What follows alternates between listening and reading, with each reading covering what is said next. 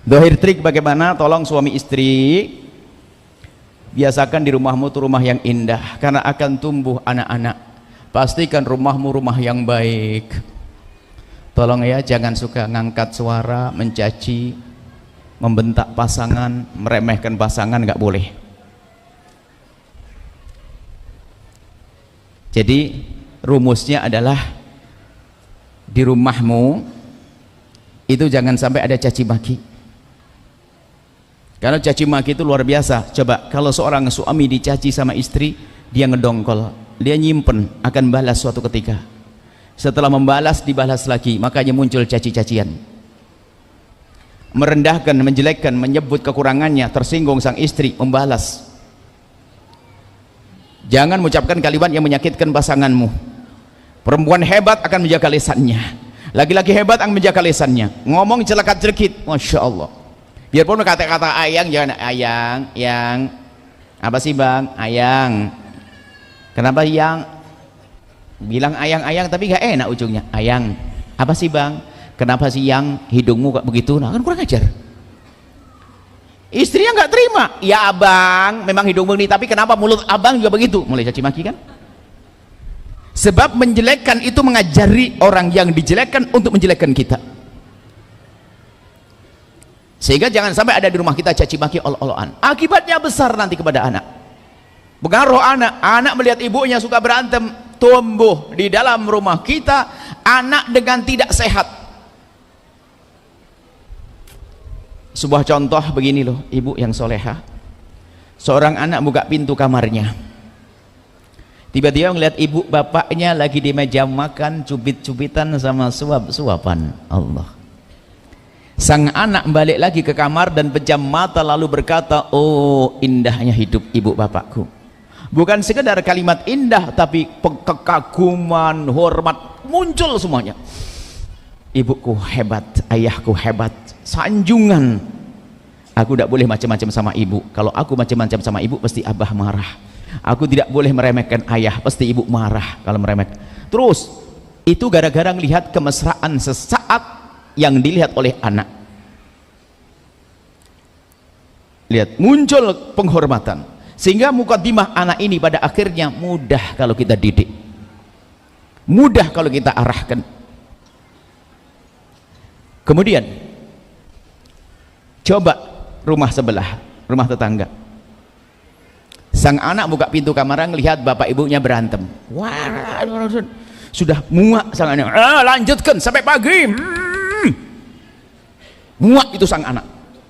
Balik ke kamar, hidup apa itu? Tapi diam-diam direkam oleh otaknya. Sehingga yang ia pahami hidup itu kayak begitu. Sehingga di sekolah nanti tersinggung sama kawannya sedikit, wah marah. Makanya munculnya pemarah-pemarah itu karena rumah tangganya nggak baik.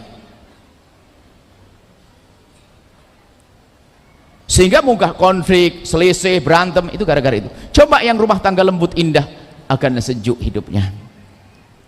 Kalau disinggung sama orang lain, dicaci, diolok, dia bisa menahan. Karena apa? Biasa di rumahnya dengan keindahan dan kelembutan, dan mentalnya tumbuh dengan baik, makanya murah senyum. Yang tidak senyum jangan-jangan kena jin. Murah senyum, mudah berinteraksi dengan orang. Tapi yang rumah satunya lagi, lihat mukanya kusut, mudah marah, mudah tersinggung. Bahkan kita kan ada pondok, ada di beberapa kota pondok, semoga sebentar lagi ada di daerah sini. Pondok dari Jawa Timur, Jawa Barat sampai Sumatera sana. Kalau kita menemukan anak yang bandel, nakal dan sebagainya, coba langsung selami, pasti permasalahannya di rumahnya.